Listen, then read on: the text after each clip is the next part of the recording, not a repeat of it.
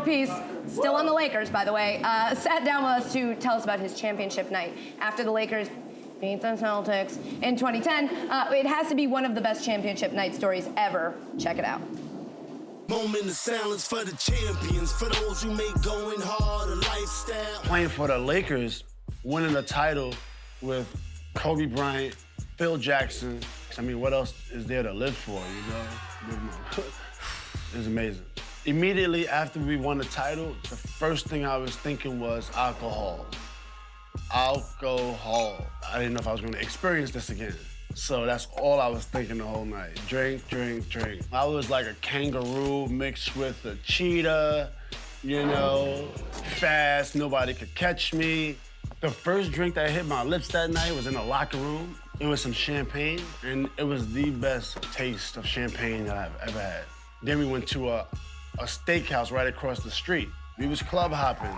We might as well had a taxi cab pogo stick that takes you from one club to the next. I had my jersey on, I had my sneakers on, and then I had my snap-off pants on. And that's how I was the whole night.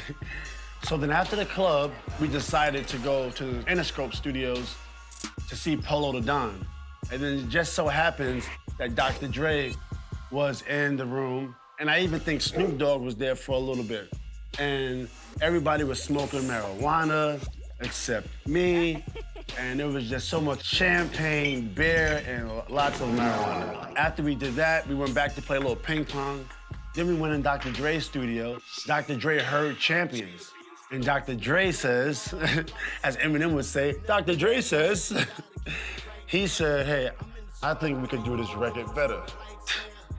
So now I'm like, what? You know, and Dr. Dre puts me in the studio.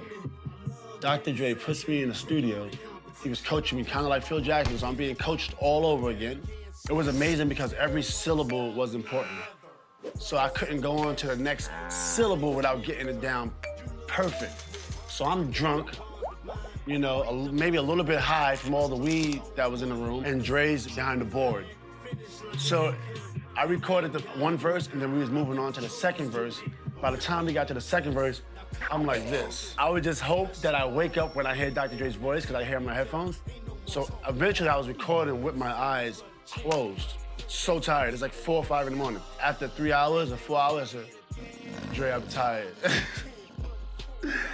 And then Dr. Dre said, okay, we're gonna come back, we're gonna finish this record. And my dumb ass never finished the record, never called Dre. I was intimidated, man. I'm not gonna lie. I was like, this can't be real. The session is still probably in his studio. And it's a remix of Champion. I didn't finish the record.